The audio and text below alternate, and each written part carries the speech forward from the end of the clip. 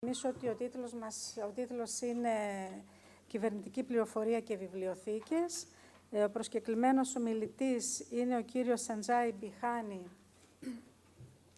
με καταγωγή από την Ινδία, η οποία είναι μια χώρα, όπως ξέρουμε, όσοι είμαστε από το χώρο των βιβλιοθηκών, που έχει την τιμή αλλά και το φορτίο να κατάγεται, να είναι από εκεί ο Ραγκανάθαν. Πιστεύω θα μας μιλήσει, θα μας τον αναφέρει.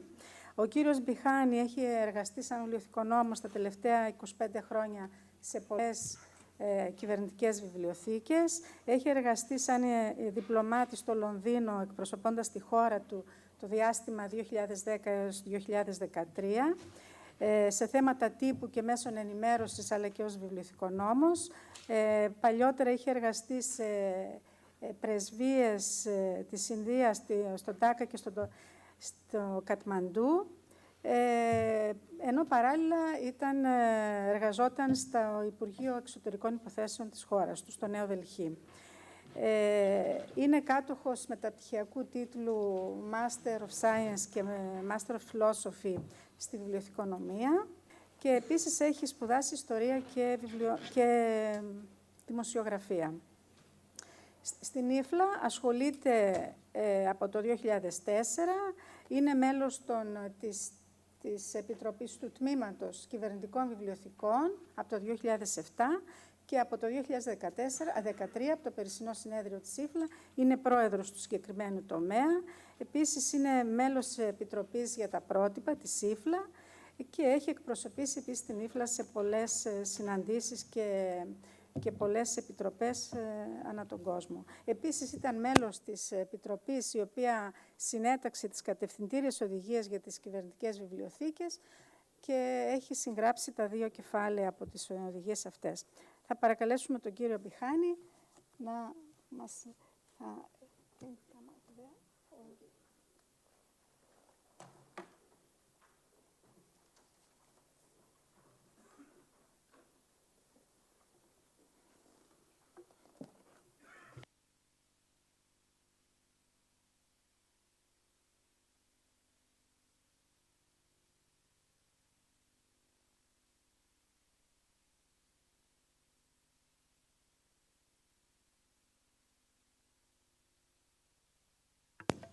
into the role of government libraries. Also, I am really honored to be given a chance to stand here and share my views. I am a librarian just like most of you. I would like to speak about government libraries as well as role of IFLA in general and IFLA's government libraries section in particular. How many organizations, institutions are IFLA members from GGEE? I hear that there are only 2-3 members, so we need more members in IFLA. Government Libraries section of IFLA has around 60 members from 36 countries all over the world. National associations like Chartered Institute of Library and Information Professional UK, American Library Association, Special Library Association, and institutes like Library of Congress, Russian State Library, Swiss National Library, Ministry of External Affairs, India, Ministry of Foreign Affairs, Finland, Canadian Space Agency, etc. are our members. Since I was a member of the team for developing guidelines for the libraries of the government departments, I can tell you that these guidelines are developed by making special efforts and commitments by the entire team. I myself wrote 2 chapters in the English version of the guidelines, which was first published by IFLA in 2008. This is the first IFLA guideline which is already translated in all official languages of IFLA and also available in 11 different languages,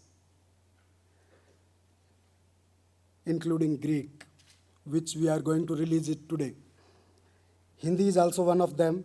My wife Sangeeta and I translated it in Hindi, which is a most spoken Indian language, and also published it as a book. This is the book. I can further tell you that the job of translating is not easy, and it took me and my wife more than 6 months to complete this task. It is very popular among librarians of all levels in the government libraries, and also with new professionals and library science students. I hope the Greek version of the guidelines will certainly help the Greek government librarians and library administrators. I am very proud of my Greek colleagues, Anna and Maria, who have done this tedious job of translating these guidelines. These guidelines are not mandatory for every government library, but I can assure you that if it is followed, it is a very useful tool for the development of government libraries and library services. I would like to quote here the 5 laws of library science devised by Dr. S.R. Ranganathan, father of the library science in India during 1950s, and these are still very relevant everywhere in our profession. These are, the first one is the information or the books or the documents are for use. And the second one is every reader or user should have his or her information or documents or the books. The third and most important is that every information or a document or a book should have its user. And we librarians should have to perform this job. And the fourth one is the save the time of the reader or the users. That is also most important. And the fifth and the last one is that libraries are always a growing organizations, so it should go on. If we all professionals, including our administrators, follow these laws in true spirit, I am sure we can build a good knowledge society. In any field, commitment is a key to success, and I think commitment performed particularly by young professionals is a key for development. I don't know about Greece, but in my country, librarian's job was not a reputed job like doctors, engineers, and lecturers. But by the passing of time, it is now getting better and better. Role of government departmental libraries are very much important for their parent organizations, ministries, departments. Role of government library is also very important for dissemination of government information. Role of library associations and professional bodies are important to keep pace with the developments of new technologies. In digital era, we need to update ourselves and keep pace with the developments. Mobile strategy is a must. More use of social media is needed. Facebook, Twitter, and videos on YouTube, etc. are need of the hour. New developments for production and distribution of government information are required. Open data is a fuel for innovators. Knowledge of copyright laws is a must for government librarians' increasing role to deal with their clients. Open access movement is gaining strength. Government libraries must develop with the new reformed government records management policies. Networking is a key to success for today's libraries.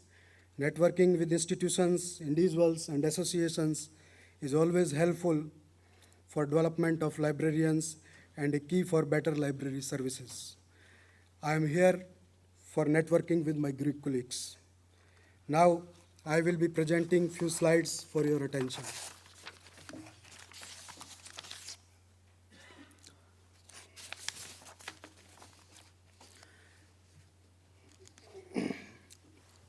Role of government. Government's role usually includes the passing of the laws and their implementation and provision of defense, security, etc., etc. The task of any government can be grouped into 3 categories. The legislative, parliaments, which make the laws, the executive, ministries, departments, agencies, which are responsible for implementation of laws, and the judiciary, legal branch, to ensure the fair enforcement of the laws. Now, the government libraries. Government libraries are any libraries that are established and fully supported by the government to serve government, with the primary audience being the government, although the actual audience served may be broader than the government. And the types of government libraries.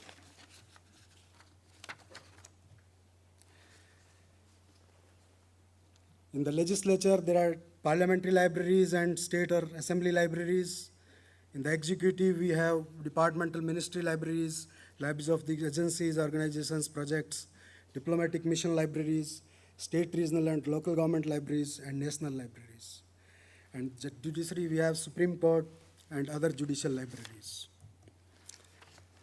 Role of the government libraries.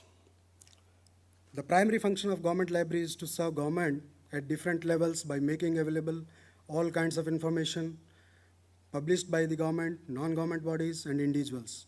Their clientele are elected representatives, ministers, administrators, scientists, and other specialists, researchers, and in some cases, the general public. Government libraries also have a responsibility to contribute and support the goals of the parent organization. Government libraries support the basic functions of their parent organizations, such as the formulation of programs and policies, administrative and regulatory actions, advisory functions, and research programs.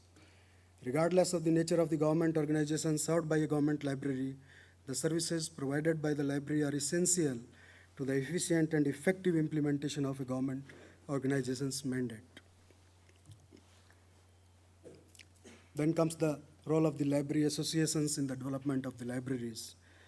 Library associations play an important role in the promotion of librarianship as a profession, vital to an informed and knowledgeable society. Thus, they have responsibilities to address important issues of development of the libraries. It can be of different kind of roles in the library movement of every country, in the enactment of the library laws, for the libraries, establishment of the libraries, for developing norms, standards, guidelines, and manifestos for the efficient administration and working of the libraries, professional development of the librarians, including training and short-term courses, in competency building in emerging and new areas, developing professional ethics, introducing new library services, and providing consultancy to the libraries, in developing institutional repositories, gateways, and library portals.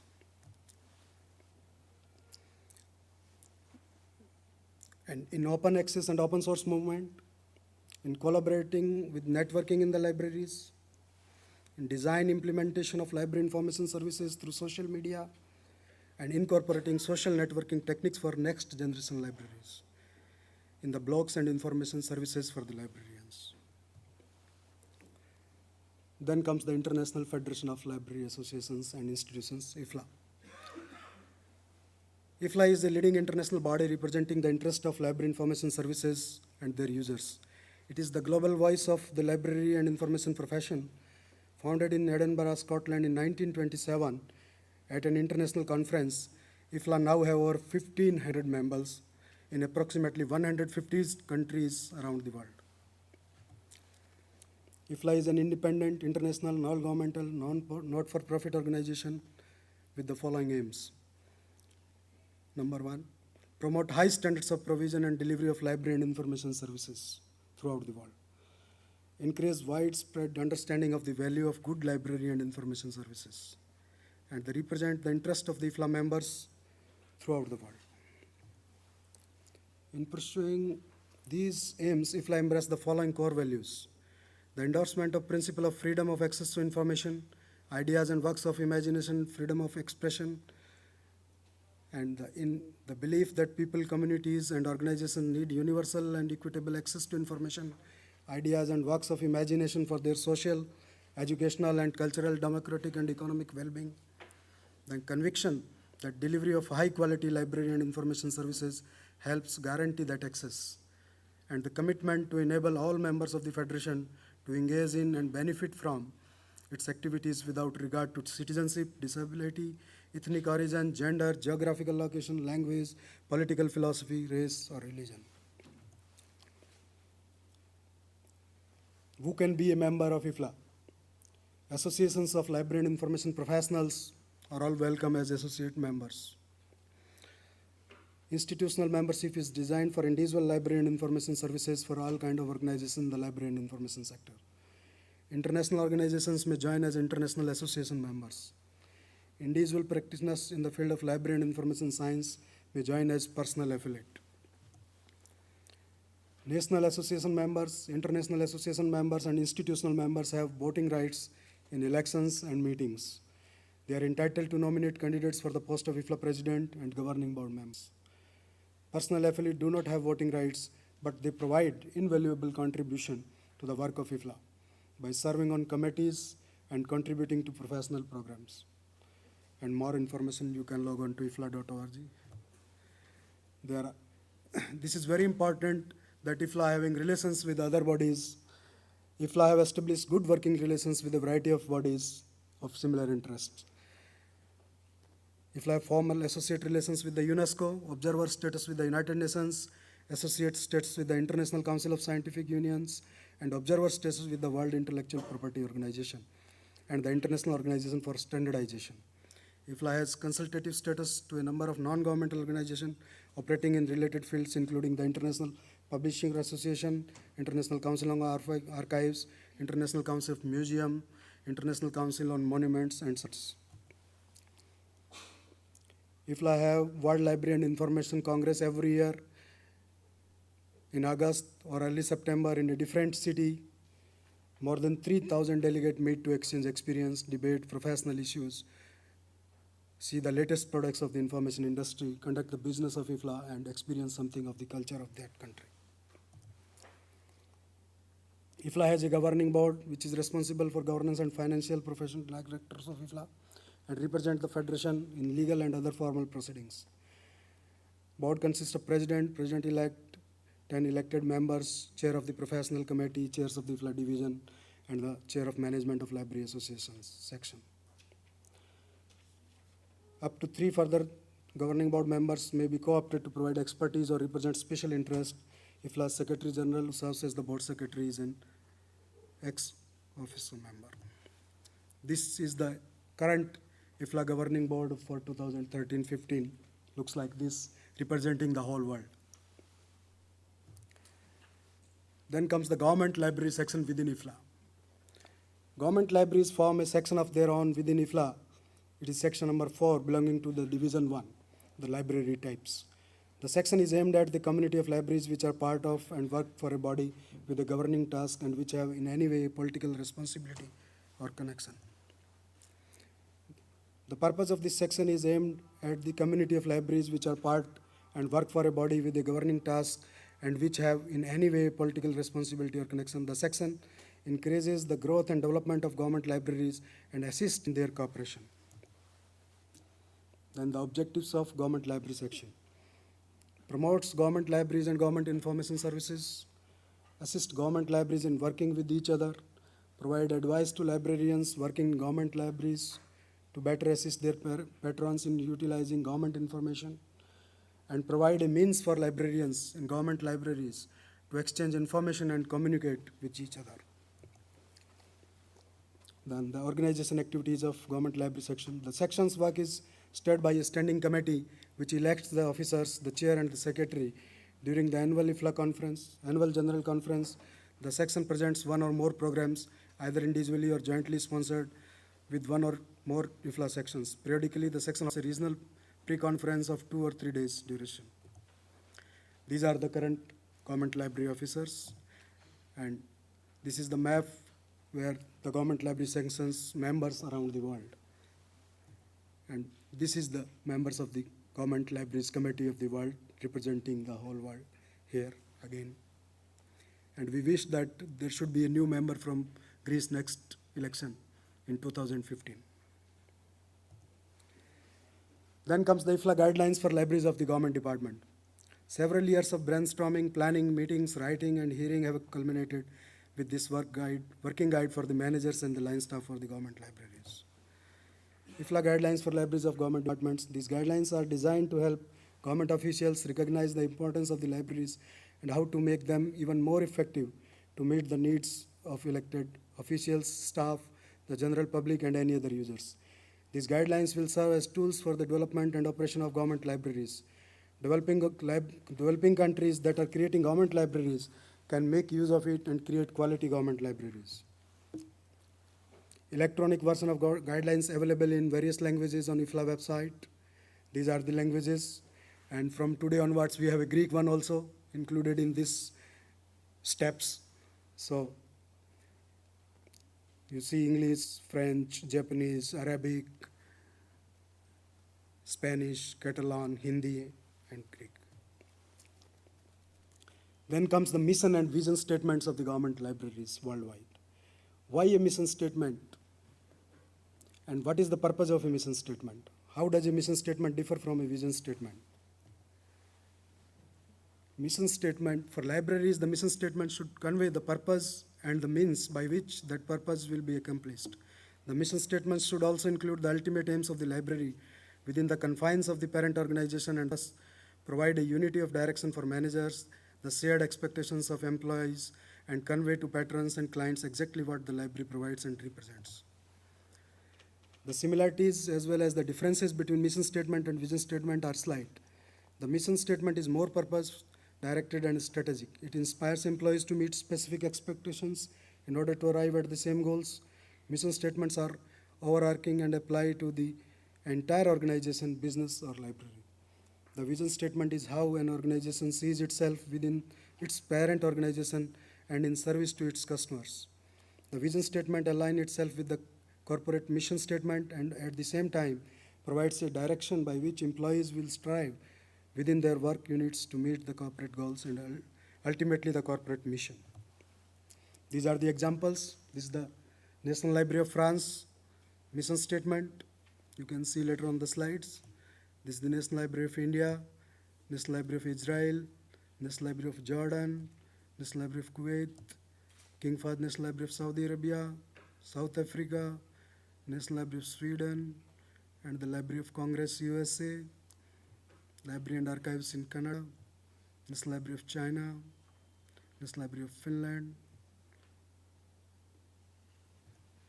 There are some other publications of the government libraries. These are action plans, strategic plans, annual reports, and one newsletter we publish, that is the information point. And it is available on our website. Role of the government library in 21st century. The last decade has seen huge changes in the civil and public services throughout the world. Public servants are becoming an increasingly sophisticated user of information. Government libraries have had to change and develop to meet these needs. Government libraries provide a wide range of services to government departments. This includes access to books, journals, databases, as well as provision of current awareness service, inquiry and research, and sometimes information skill training. The running of these seamless services rests on a lot of hard work on the part of the librarians and their staff. In common with all librarians, government librarians are required to master a wide range of skills and competencies, including negotiation skills for licensing and copyright agreements and development of information services, and also securing value for the money. In addition to managing the provision and development of information services, government librarians are also leading knowledge management initiatives, coordinating the provisions of information through office intranet and internet, and contributing to the overall management of government departments through their work. Government librarians in the 21st century face many changes. These are a vast array of new electronic resources, e-books, e-journals, e-databases, digital audio, video, and myriad of new digital storage options, many available via the internet to complement traditional tangible formats. Government librarians must continue developing their skills and ability to work with technologies to access and use the new e-resources. Government information is not so different, but it has its own unique peculiarities and pressures. All of these conditions put pressure on a system that is slowly adjusting to and accommodating the information society of the 21st century. With the rise of the internet in the mid-90s, government agencies moved into e-government with 24/7 access to information and services. Downloadable forms and applications, FAQs, images, and full text documents were needed for the e-government initiatives, accessible to all. Increasing request for service parallel to the public user information, government site attract millions of visitors participating in a host of activities.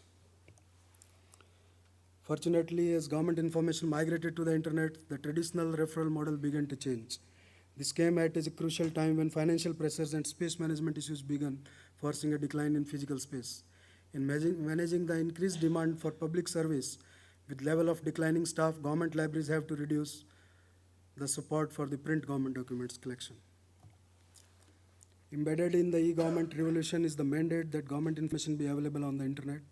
Consequently, libraries faced with threefold problems: library staff unprepared to use electronic government resources, the level of discomfort that librarians have with e-government information, and the decline in the number of skilled government publications librarians.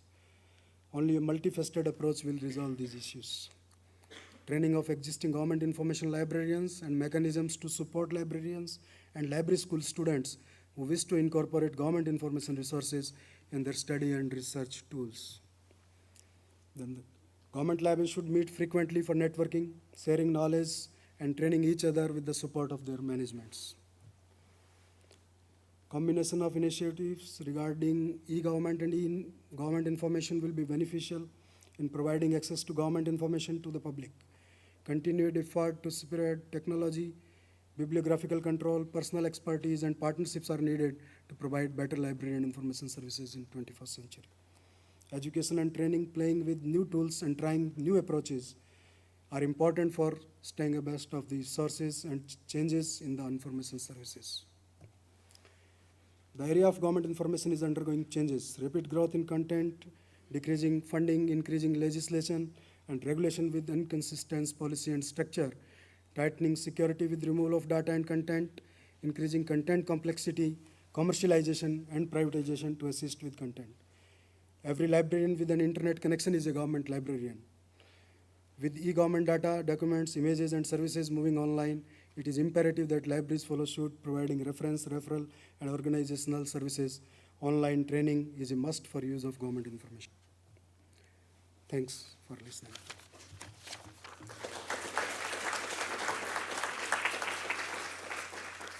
I would like to thank the organizers of this event for inviting me for this keynote speech and presentation. I thank the entire organizing team and particularly Anna for nice arrangements and hospitality. I would be happy if anyone among you visits India, New Delhi in near future and have a taste of Indian culture and hospitality. I invite all of you